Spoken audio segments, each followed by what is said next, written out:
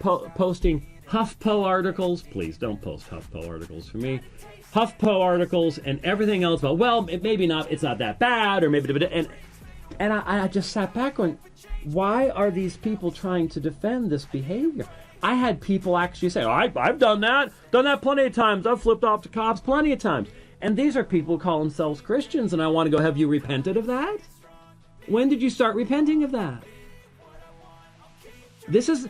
Is someone going to make a biblical argument here that what this young man was doing was good for him? And good for anyone else? Good for his family? Let's say, theoretically, that he has a mom and a dad at home that work hard, and he's just an Absalom. He's just in rampant rebellion. That's a possibility. I realize that. But is it not far more likely that he's acting out on the examples that have been given to him in the place of what God intended us to have in the family unit?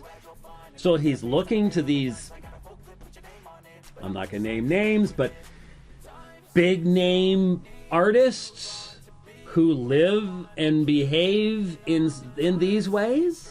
Maybe? You think which is more likely? That he's acting out on that, or that he is an Absalom-type rebel against a really good, solid family structure? Which do you think is more probable? Pretty obvious. I talked about the lies that he's told. And touching a little bit on political things here, but I'm just going to be straightforward. The people who have seemingly the biggest impact in what would be probably his community, assuming once again certain things that, well, might be different. Those individuals they make their living out of convincing people they're all victims. And that they're never going to get ahead because of this, because of that, because of the other thing, because of something that happened 200 years ago. And let me tell you one of the reasons why you're not going to hear me apologize for having posted this. Let me tell you why. For me to apologize, those who are demanding this of me, would be for me to throw under the bus, to show direct disrespect to a legion of black men and women that I have come to know over the years, who live lives of godliness, husbands committed to their wives, wives committed to their husbands, committed to raising godly children, who have endured their own people telling them, you're not black enough, you're acting white. And they've put it aside. Why? Because they know that the gospel is colorblind. They know that there's nothing in the Bible that talks about different standards for races.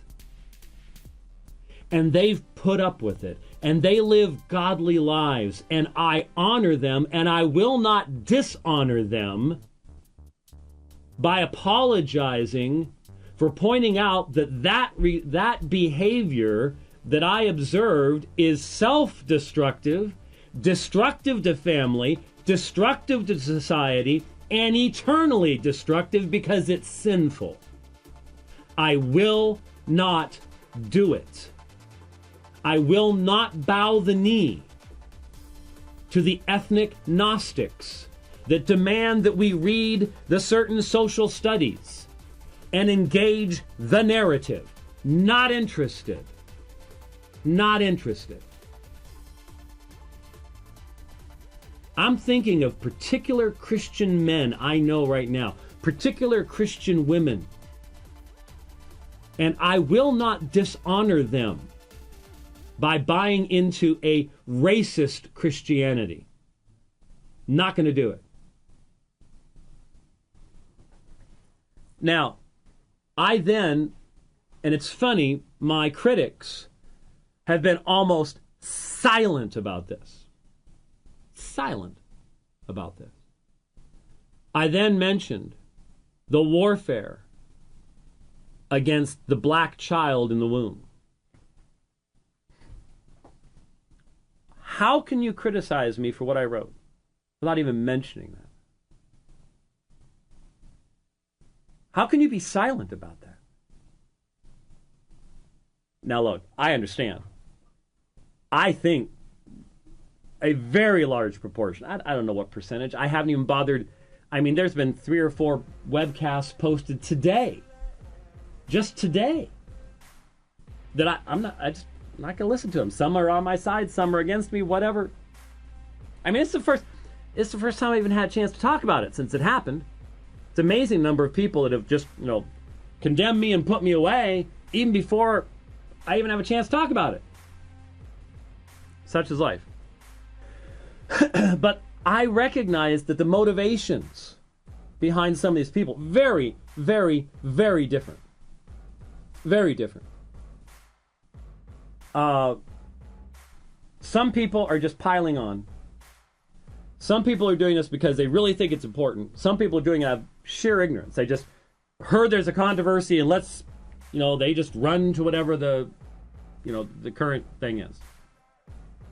I understand there are different motivations, but how can you be silent about that issue? I raised the issue of fatherlessness, the God-ordained family, and the plague of abortion, and the disrespectful attitude toward authority as well. It's all of a thing. Now, I'm not watching much of this, but one of the nastiest critics, a man who has called me names, condemned me out of ignorance, has asked a question on Twitter. I'm going to go ahead and answer it. Please explain. He lives in a land where he's told lies every day. What lies are black people told, and who's telling them? The black leadership. The people that are telling you you're a victim, that you're held down by something that happened 200 years ago. That's who I'm talking about. The Jesse Jacksons of the world. They're the ones I'm talking about. And the crazed white liberals in the university. The yahoos that took over Mizzou a while back.